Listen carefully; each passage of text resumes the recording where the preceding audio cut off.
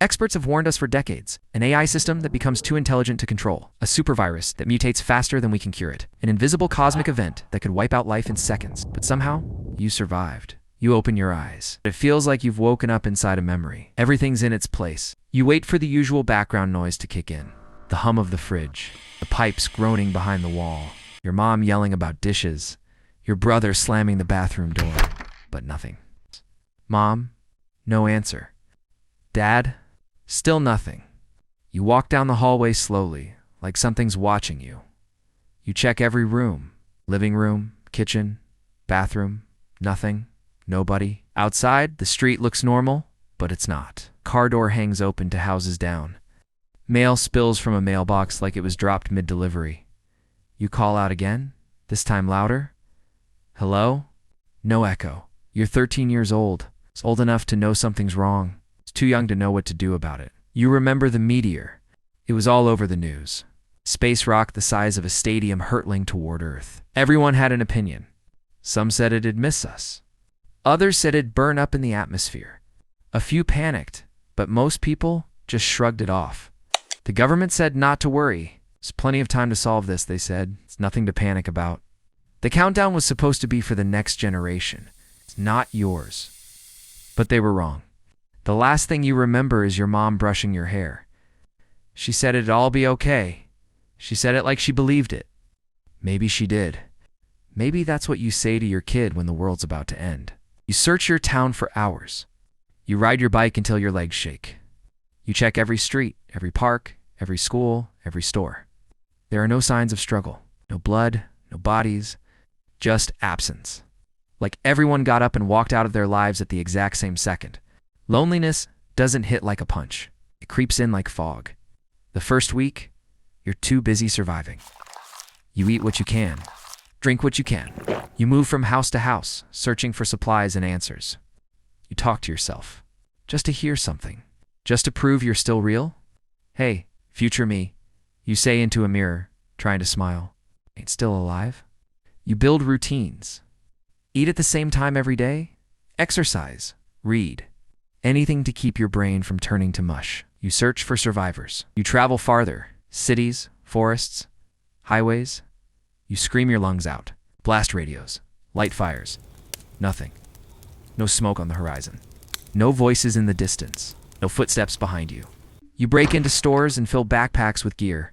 You try not to think about how easy stealing is when there's no one left to judge you.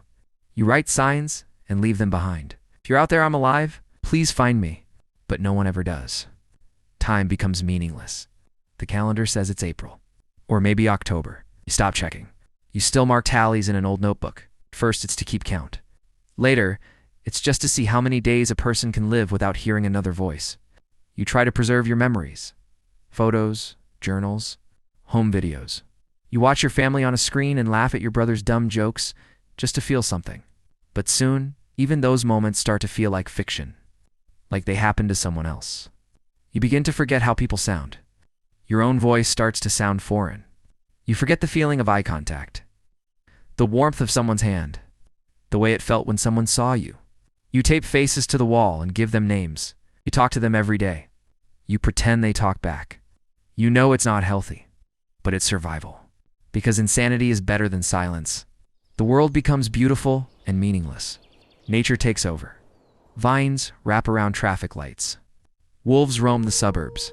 Skyscrapers crack and crumble like sandcastles. Sunsets look like paintings. The stars are brighter than ever.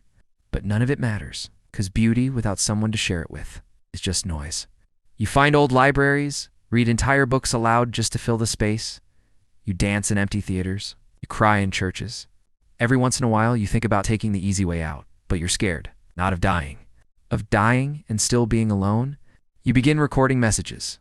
To nobody, to anybody, hoping someone, someday, will find your words. You say things like, I don't know what day it is. My name is Eli. I'm 13, you think. Or maybe I'm 15 now.